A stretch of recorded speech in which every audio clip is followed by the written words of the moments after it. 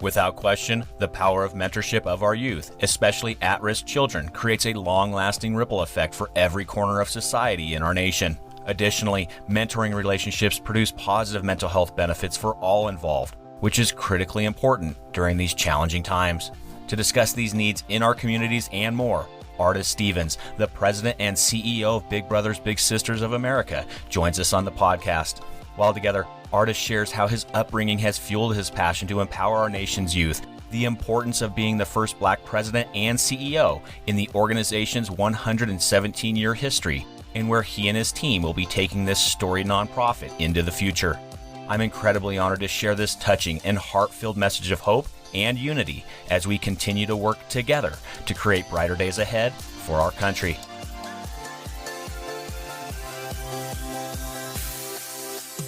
Welcome to Passionate Pioneers with Mike Biselli, where we highlight and speak with the innovators, the game changers, and the pioneers who are deeply passionate and relentless in solving the problems our world is facing today. This is your opportunity to connect with and learn from these leaders and to support them on their mission. Perhaps they will soon be hearing your story as well. This is Passionate Pioneers with Mike Biselli. I look forward to having you on this journey with us.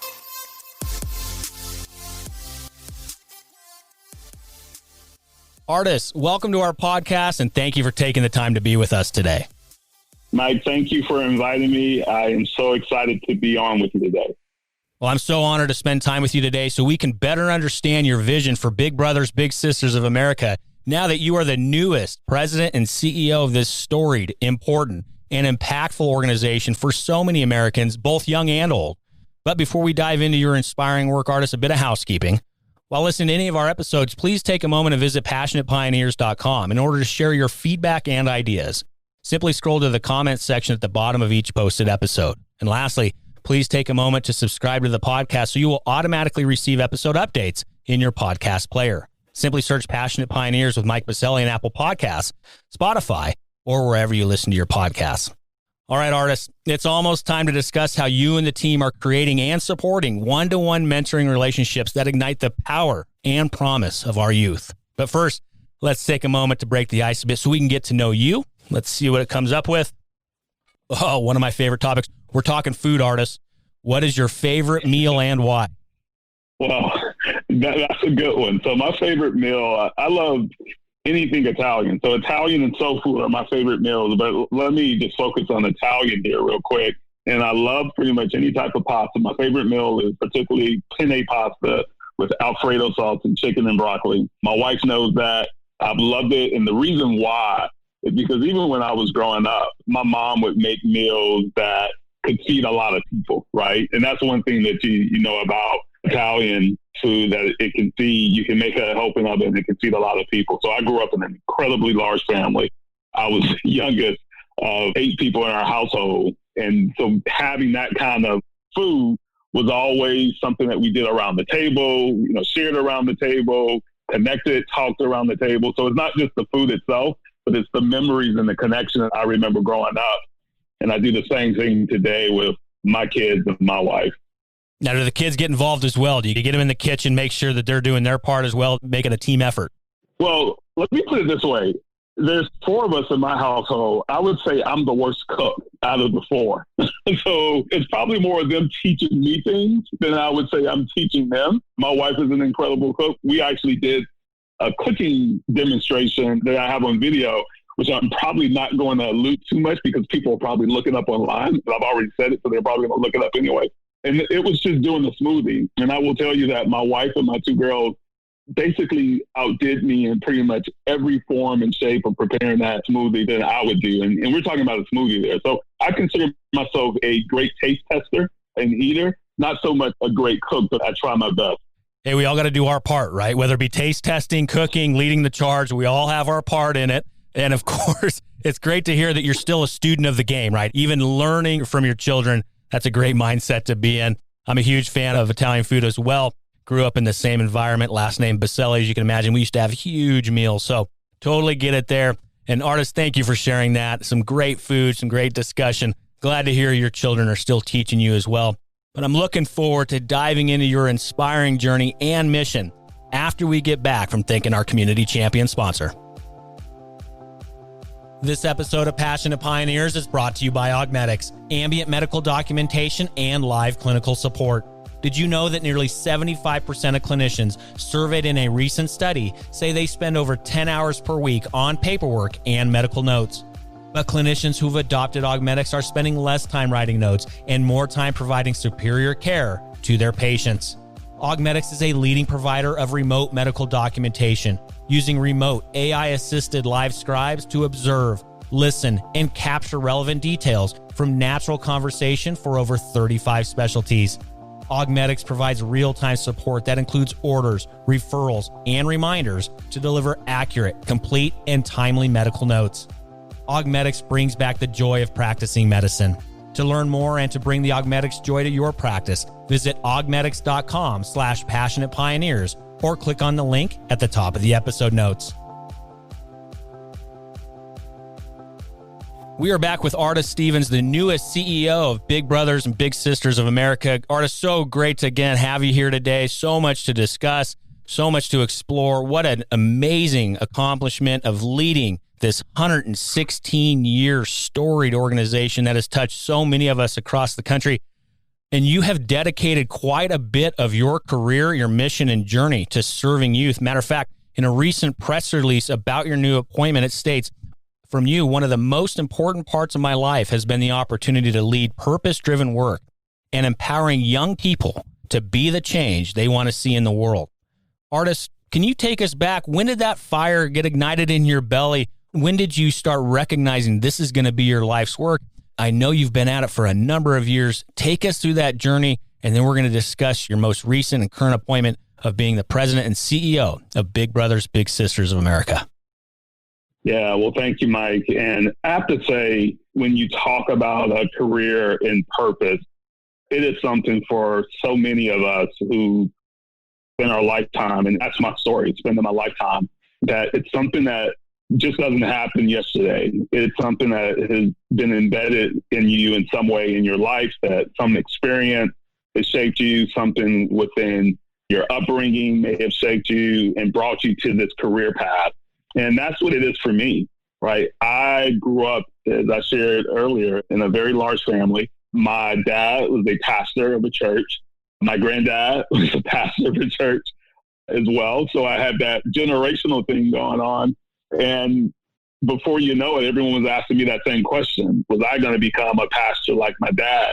And I was a little kid when people started asking. I was 7 years old when people asked me that question. So there you go for basically predicting someone's future, huh?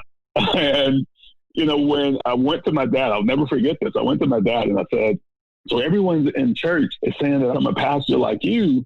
Is that true? And my dad looked at me, he smiled, and I'll never forget the words that he shared with me. And he said, everyone has their ministry in life. You have to find yours. Wow. Right. And that stuck with me. And it stuck with me, Mike, because it was really my pathway of one, knowing that I had the freedom to sort of pursue and go in the direction in life that I knew that he and my mom and those around me empowered me to sort of find my own way. But two, in doing that, it sort of freed me to sort of really look at, you know, the world and the work that he did as a ministry, and to say that ministry wasn't just the sense about being a preacher, but the ministry was embedded in every single thing that we do in this world to help others, to help people. When I started, even as a young kid, I was involved in community groups because I was in church. I was involved in youth programs. And I saw, even in the youth programs, I saw mentors come in and help young people. I had mentors in life that really helped me and shaped me, even as I was starting to sort of go into matriculation of elementary school, middle school transition, and then high school when I played sports. And I was and I read up in your bio that you were very involved in sports as well. But I was being recruited in high school. And one of the things that happened to me is that I was injured in my junior year. And it was a very significant injury, an adverse injury, and brought me even to the brink of some really significant depression because I had bet so much on this idea of playing a sport in college. But what I remember from that instance as well was that I still went on and went to college, but it wasn't on an athletic scholarship. It was academically.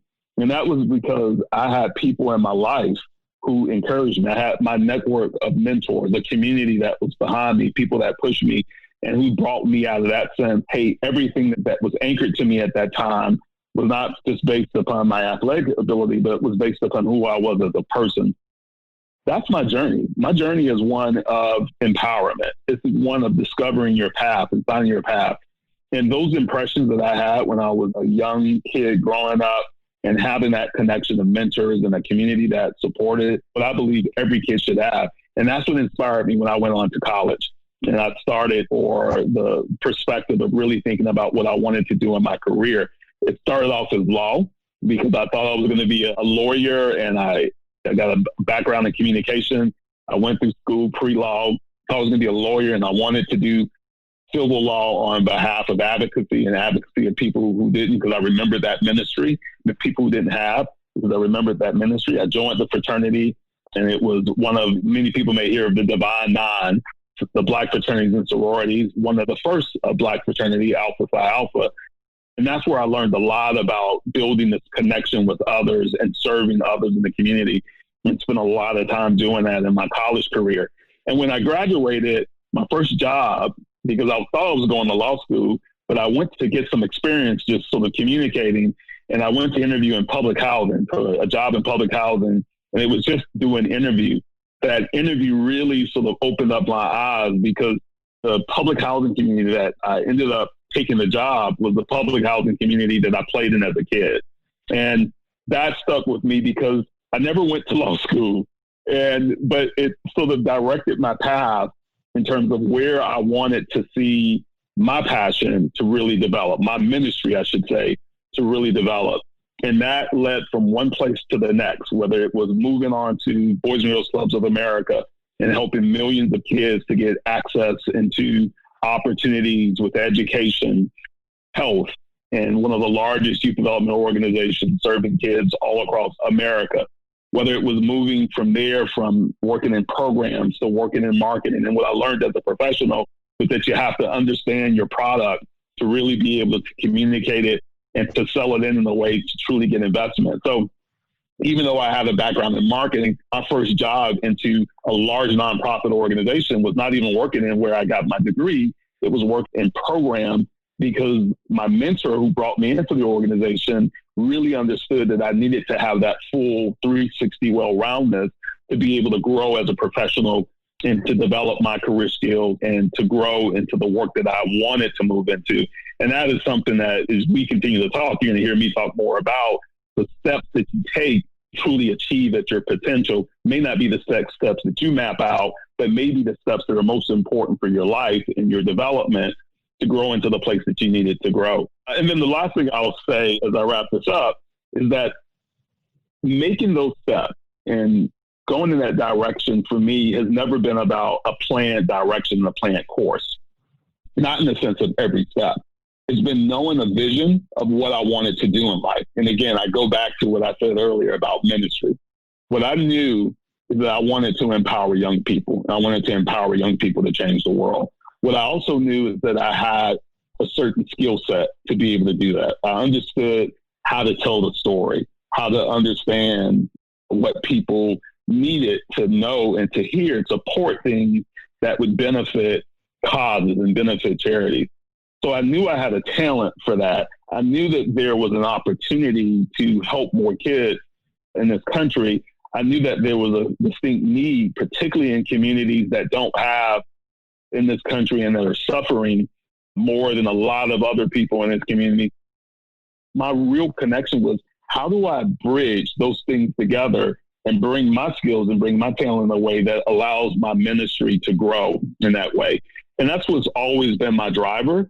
And everything else has sort of plotted its own course for me, because it's been through relationships. It's been through working hard. It's been through ensuring that I'm doing the right things and I'm doing it with the right level of integrity as I walk through my journey and my path to get to the place that I am.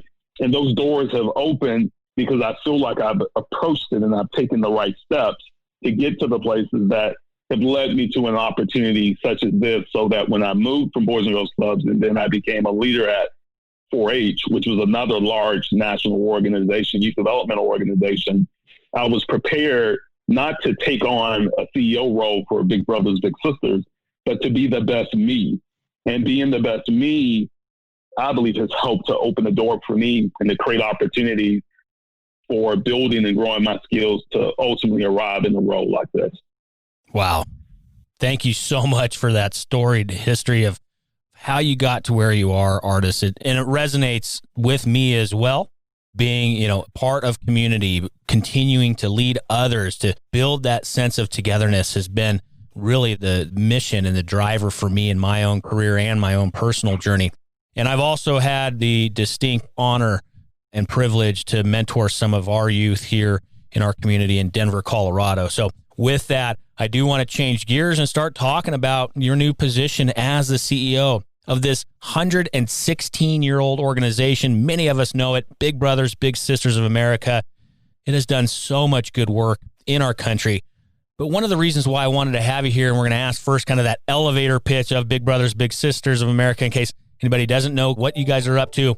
What I also then want to really focus in on, Artis, is mental health and well-being. What does this mean for the youth being mentored and for the adults who are mentoring? I think that there's a great opportunity on both sides to really discuss what does this mean to address this mental health crisis that we have in our country. I believe that you have a great opportunity at Big Brothers, Big Sisters to take it on, to confront it, and help us continue to move past it. But before we go there, Artis, I'm going to ask you, give us that quick elevator pitch.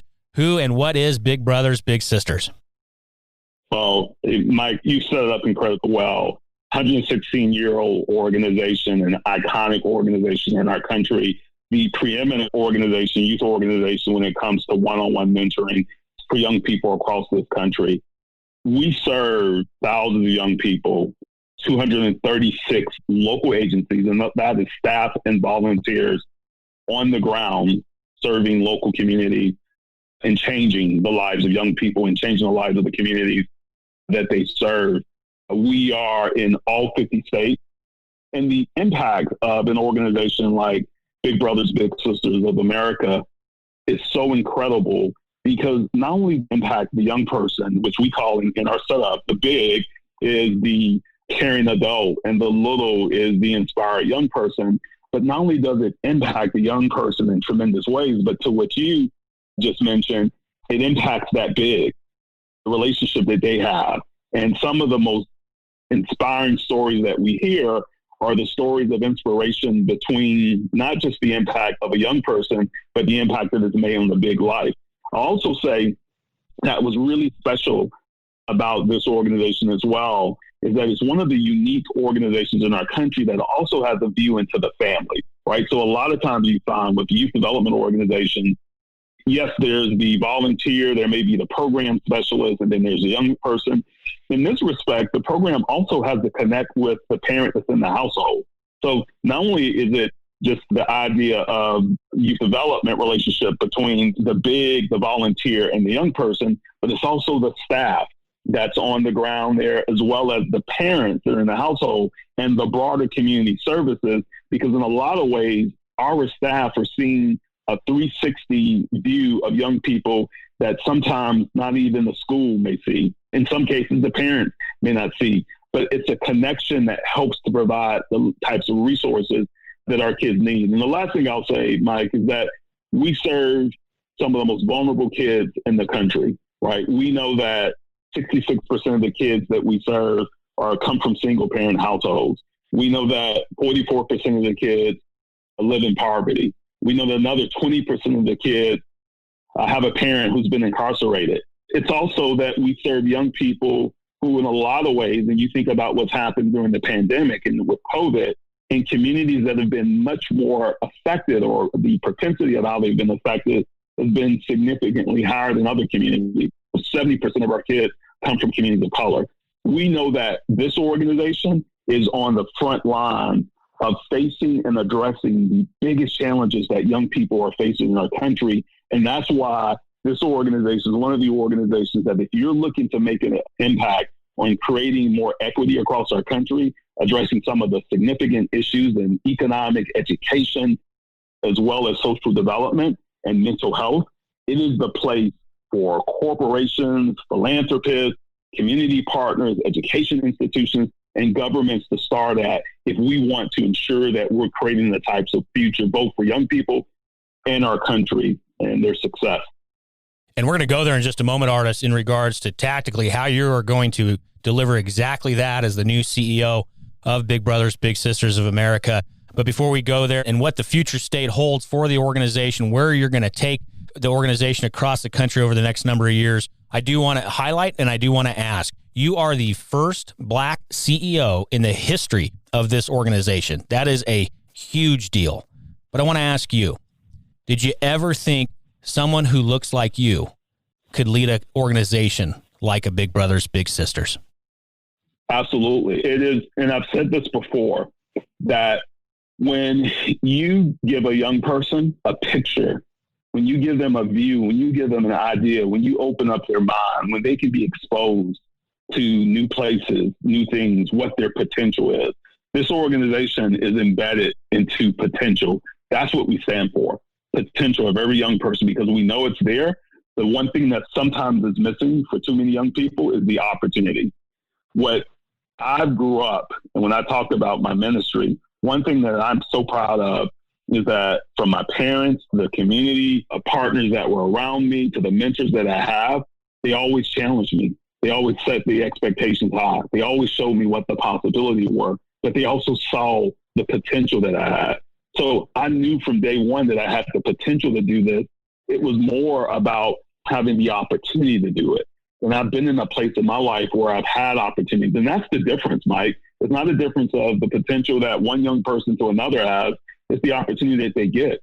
And it's organizations like Big Brothers Big Sisters, community organizations, people on the ground, the work that you're doing here and sharing these types of messages that ensure that kids get more access, they get more opportunities so that they can get to a place like this. And then the last thing that I'll share with you is that this is certainly a remarkable achievement, but we know that there's many more that need to happen. There's many more firsts that need to happen in our country. There's many more barriers that need to be broken in our country, not just along race, but pretty much along every sense of inclusion that you can think of to ensure that our country is and continues to be the promise of what it was established to be, and that's opportunity, access for all. And that's what I supremely believe. And I believe that by breaking a barrier like this, what I'm hopeful of, that it's going to mean that more young people, that more folks who are aspiring to do things in their careers and their personal lives, they'll see the example that I've set here and that millions of others have set. And that will be inspiration for them to do and not only what I've done here, but even more, and to help our country and help their community. Wow. I am fired up, Artis. Sign me up. Tell me where you need me to report. I'm ready to go. Holy cow. That is such an inspiring, important, and timely message. This is exactly what we need in our communities right now, more important than ever. But let's start talking where you're going to take us, Artis, right? You're just getting going. You've just assumed the role. And one of the big reasons, again, why I wanted to have you on this podcast is to really think through the mental health crisis we have in this nation. What is Big Brothers Big Sisters of America going to do to address that? What is your commitment to it? Can you maybe share a bit there? And then where do you see the organization heading over the next kind of 1 to 2 to 3 years? Yeah, so let's think about a couple of things to this topic, right? So I think the first place to think about is that the idea of mental health has been one that has been so isolated, diminished, and even demeaned in our country. It's been one that has, for years, anyone in the mental health industry can allude to, and I'm not a mental health expert, but I have worked with young people for years and seen things personally in my family and amongst my communities and my network, that it's one that people have been shamed to talk about, right? That you don't talk about mental health. And I'll tell you, that's even more emphasis in communities of color, where it's just something that if there's a problem, you're either told to sort of deal with it, or there hasn't been the access to the types of resources. There's been a lack of connection to be able to embrace and connect with others to talk about it. And no more has that been more significant with young people. It's just been something that Of course, there's been a lot of research around it, but it hasn't been something that's been proliferated to the area and to the profile of what young people experience all across the country in terms of their trauma and mental health, their social well-being, their emotional well-being. And that's why, even with the challenges and the issues that we face today, why I'm also encouraged by how mental health has been, the profile of it has been raised for the last few years when it comes to young people. And at Big Brothers Big Sisters, what I'll tell you at one thing at the root and at the core is the idea of positive relationships, right? And we know that that is a core central aspect to addressing some of the challenges with mental health. Of course, this is a much more broader issue, but when it comes to young people, one of the things that's sincerely missing is the ability for young people to have very honest and open conversations with adults, to be able to relate to other people that may be having some of the same challenges that they have. In this organization, mental health and trauma has always been part of the DNA, because part of the DNA of why the organization was founded was to be able to address and deal with young people who were having issues in the criminal justice system. And some of those issues in the criminal justice system were, of course, inherently mental health related. And it was about empowering young people to be connected with these volunteers and these adults who could be resources for them, who could talk with them, who could model for them. That same type of model continues to live on and to grow into the Big Brothers Big Sisters network. What I will tell you about some of the ways that we've been working and some of the things that we've been doing has really been around the idea of how do we think about social isolation. And that's become even more of an issue, of course, with the growth of the pandemic. Young people had already been isolated a lot in communities, particularly communities such as rural communities, urban communities, communities of color, as I mentioned before, young people who've been ostracized because of their sexual orientation or who they are, who they be, or what they may believe. All of these types of issues that young people have faced in our country. And the pandemic has done nothing but exacerbated some of those issues, because it put our kids in a position where they become more socially isolated.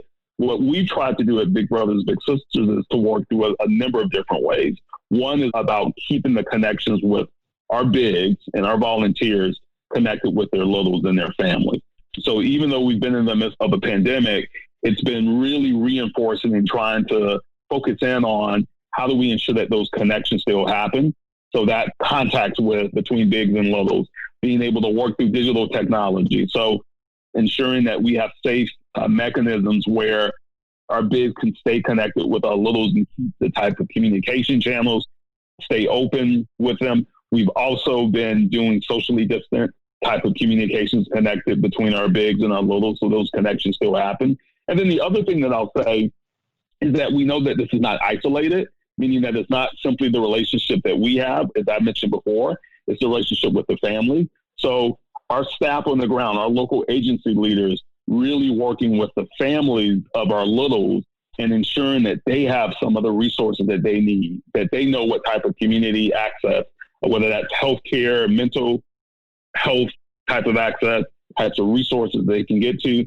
It's been changing the model a bit to be able to accommodate what our young people and what their families are facing on the ground, and then ensuring that we, as a youth development organization, which is always going to be our core, but also as an access organization, to ensure that we're building and bringing connections to help young people in the way that they need it right now. Well, thank you for sharing that, Artis. It's a very exciting current state and, of course, where you're going to take the organization. But we want to be of help. We have some of the nation's leaders in the health and healthcare industry tuning in, helping our guests just like you. So what is one problem, need, or question that you or Big Brothers, Big Sisters of America currently have that we can be contemplating and helping you with? Yeah, well, that's a biggie. There's so many. Don't be shy. One that I'll focus on. One I'll focus on, which really goes back even to your question about the future of our organization. So we are an organization that is, of course, predicated on volunteers, right? So the way that our program is delivered, it is delivered the spirit, the inspiration, the empowerment of volunteers connecting in our organization so that we have more volunteers that are connecting with young people, right? The way that we're going to continue to grow is really thinking through that model, that program model. And that program model is, in one sense, how do we ensure that that one-on-one mentoring continues to happen? But we also look at other ways of mentoring. It could be group mentoring. It could be more peer-to-peer mentoring in some cases, the ability of technology and enhancing technology so that we can do more things digital, not as a replacement of in-person, but as a supplement, a hybrid, a blended approach of how we support our in-person approach. And then thirdly, the ability of partnerships, right? We can't do any of the work that we do without the ability of partnerships and building partnerships on the corporate level. Many of our volunteers happen through large corporations who have broad employee-based programs, so volunteers programs. So they both invest, both financially as well with their people time to ensure that happens. And then like-minded other nonprofits and educational institutions and community organizations who help us to get the reach that we need to ensure that more kids get mentoring in America. The reason I bring all of that up, Mike, is because right now we have 30,000 kids on our waiting list, 30,000 kids. And there are thousands of more kids that need the services of mentoring now more than ever because of all the things that we know, from this pandemic to the social unrest to what we're seeing in our politics today. Kids need us more than ever, and they cannot wait. But we have 30,000 kids waiting on our waiting list today. Most of those 30,000 kids are young boys. And we look at our volunteer list right now, which we want even more on that volunteer list, but we have most of our volunteer lists right now are women. We need more women, but we particularly need more men. We need more male volunteers to support the work that we do. And we especially need more men of color as well to volunteer to support a lot of the work that we have going on too. So part of the challenge that I would love to put out to your audience is it's twofold, right? We need organizations, companies coming to the table with us because there's really two aspects that are at the challenge of that volunteer conundrum that we have in Gulf. One is the access to be able to have the types of access points to get more volunteers into the door. So that is the sense of having more companies that come to the table with these types of employee volunteering programs, to having more types of organizations that we need and building the types of relationships that are going to build the infrastructure we need. But I'll tell you what's even more importantly is the financial investment to make that happen. So we have a model that it's not just coming to the table to volunteer. We have to do background checks. We have to ensure that that volunteer relationship is both great for the volunteer, but also for the young person and the family that's being served. That takes time, that takes capacity, and that takes effort of our local agency staff on the ground to make that happen. And to do that, we need the type of capacity to ensure that we're doing it well, that we're doing it effectively, that we're doing it safely. And at the very end of the day, that outcome that's being produced is an outcome that's going to be great for, first and foremost, for the young people that we serve, as well as for the amazing volunteers that we have. So that 30,000 list is something that we want to eradicate ultimately. We want to see that go to zero. I'd rather have a waiting list for volunteers. The demand for volunteers is one where volunteers are waiting and hungry to be able to support and serve an organization like this versus the other way around where young people are waiting. So we need more companies. We need more philanthropists. We need more foundations to the table who are coming and thinking through this with us and putting their hands out and bending their olive branch, if you will, to say, hey, here's some ways that we can work with you and partner with you to transform the way that mentoring happens in this country, the model for serving young people and building more volunteers and building capacity to serve more youth in our country. So important call to actions there, Artis. Thank you for sharing that for our community. But of course, in order to take action, we need to be able to get a hold of you. Where can we find you online, social media contact points, websites, or otherwise? Where can we find you, Artis? Yeah, so absolutely. So the top place to go is to our website, bbbs.org. Again, that's bbbs.org. You can also find us on Twitter, Facebook, and LinkedIn as well. Our handles at bbbsa. So you can find us in that source of that. Well, I'm also available via Twitter at Artis in Stevens, or you can find me via my LinkedIn as well. So feel free to reach out to me. Feel free to reach out to the contact list on our website, which is probably the most prominent way if you want to get in touch with us. But we would love to start a conversation and initiate a conversation about how we serve and impact more youth across the country. Excellent. And all those contact points can be found in the episode notes for this episode. So in your podcast player, simply scroll down and click on through to the most appropriate contact point for Artis and his entire team at Big Brothers Big Sisters of America. And of course, you can head over to passionatepioneers.com, our free global online community, to not only find those contact points, but to also leave some comments, questions, ideas, thoughts for Artis and his team. Again, passionatepioneers.com. All right, Artis, we're going to wind it down here. Again, thank you for being with us. But we have one more part here. It's a fill in the blank. I'm a passionate pioneer because? I'm a passionate pioneer because I believe in the empowerment of young people to find their path, to be pioneers of their own, and to help our country to go into new directions, into new growth, and to create new innovations to help us to grow and to help us develop in this world. Awesome. So inspiring. Artis, thank you so much for being here today. I know how busy you are taking on this new national role, and such an important one in such a critical time for our country and for our youth. But for now, thank you for taking a pit stop, being on our podcast, spending some time with us. We look forward to continue to be alongside you in this journey. But for now, thank you so much for being with us today, Artis. Mike, thanks for having me. And I so appreciate the work that you're doing, and just wish you the best in this year. And any way that I can be helpful, please feel free to call me back.